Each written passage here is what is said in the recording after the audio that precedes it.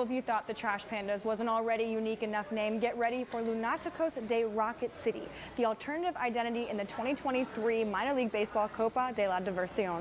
News 19's Alexa Harley went to the Expo event earlier today. Alexa, did you pick up a number to run? That's funny. I did not. I'll be the first to admit I am not much of a runner, but there are over 3,000 racers who will be sprinting all through Huntsville after a 2-year hiatus for the Rocket City Marathon.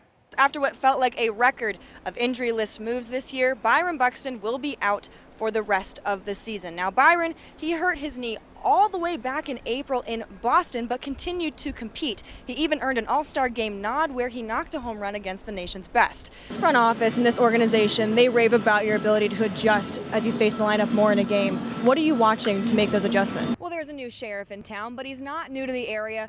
Hey, you guys. Well, downtown Nashville trading in honky-tonk for some hoops this week. But enter Hartzell's Blaine Godfrey, who tossed a no-hitter against the state champion Athens. She struck out 11 and threw 70 out of 119 pitches for strikes. Good evening. According to the Morgan County Sheriff's Office, Jeremy Taylor of Hartzell was the inmate who escaped today. They say Taylor is awaiting trial for sex offense and burglary charges. I'm here in the dugout with bench coach Tony Diaz. Now, Tony, we've seen you do multiple defensive drills before games. What exactly are you working on with these guys? Now you're facing your former team today. Is there more pressure to strike more guys out? Hey guys, well right now I am right outside Legacy Arena where the Auburn Tigers will be tipping off very shortly. Now as for the Tide, they rolled over Texas A&M Corpus Christi, and with that win, Alabama lives on. Teams have been playing you to pull the ball lately. Does that represent you as a hitter? The Madison County Sheriff Office says the deputies involved in the shooting are on administrative leave pending an investigation by the Alabama Law Enforcement Agency. Now, at this point, the State Bureau of Investigations will only say that the matter is under investigation. Earlier today, News 19 spoke with a few family members who did decline to go on camera, but who say that deputies responded to the wrong house.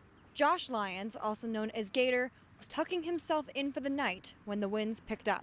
Got a shower, a friend of mine brought me something to eat, laid down, take a nap for a couple hours, and heard the noise, got up, and got them up, and it was too late.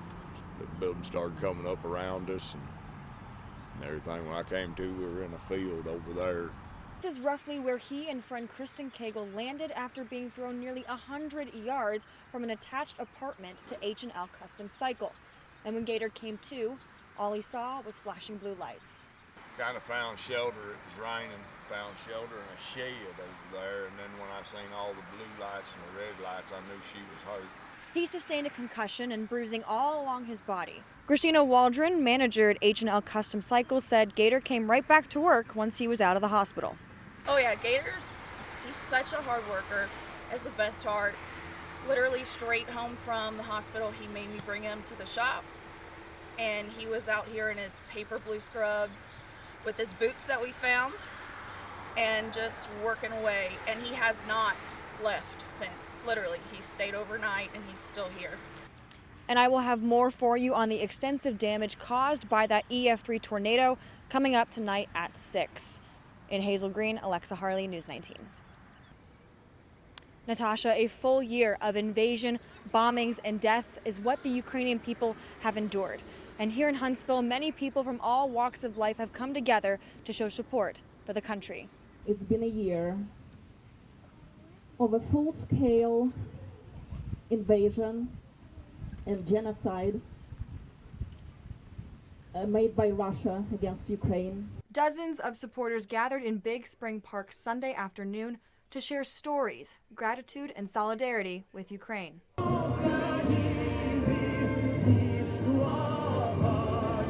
The Ukrainian national anthem, along with Ukraine folk songs, filled the air. Tuscaloosa native and Iraq war veteran Alex Druki spoke at the rally. He, along with Andy Wynn, went to Ukraine to aid in the fight. They were then captured and tortured. And we were taken into Russia for a week where they tortured us and interrogated us. Then they handed us over to their puppet government in the so-called DPR. I mean, they even hooked us up to car batteries and electrocuted us. Druki says that he has full faith that Ukraine will win. I feel like I'm part Ukrainian, and that's an honor for me. I guarantee you, if we give them the tools, they're going to win it. But God forbid if they don't, Putin's not going to be satisfied. So we have to stop him here. We have to stop him now. Druki says the best way for those watching at home to help is to contact your local state representatives. Natasha? Well, the spring game is a pretty laid-back time and a good time for coaches to evaluate just what needs work heading into summer. For head coach Brent Dearman, this was the first time we're getting to see him as head coach of this team. And for fans, it was a pretty good preview as to what kind of football he has in store for the Lions. For the Lions, right from the start, it was pretty clear that the defense was a standout. And with a carousel of quarterbacks to choose from, Coach Dearman has big decisions heading into summer. I thought 3 guys showed up and did some good things. We had some bonehead plays today. You know, we had one you're going to see here in a second, took a 25-yard sack, and then throws a 40-yard touchdown the next play. So we got to just eliminate bonehead things at that position. You want a guy that can manage the game, you know, make some big-time plays every now and then. But the big deal is I think our defense is going to be a pretty good defense. Yeah, the competition in the quarterback room is great. You know, everyone's bringing their A game every single day. Competing is just awesome. Get out here, you're looking at each other, and you just want to be better than one another. It just makes all of us great. And Coach Dearman said that he will announce that starting quarterback the Friday night ahead of their very first game against Mercer on August 26th. In Florence, Alexa Harley, News 19 Sports. When Calhoun Community College decided to revive their women's basketball program after over 20 years without play, deciding who was going to fill the coaching shoes was a very big deal. And when they decided on Candace Bird Vincent to fill the role, they made history, making her the first female African-American women's basketball coach in program history. Now, I sat down with her earlier to talk about her first year as a coach, as well as the history that she's made here. And this women's basketball program is back after 21 years, if my math is right, 21 years. So first year back, and you're the first female African-American coach for this program. What does that mean to you? Of course. Well, when John Whitaker woke up Friday morning, the last thing he expected was for he and his family to become a do-it-yourself construction crew.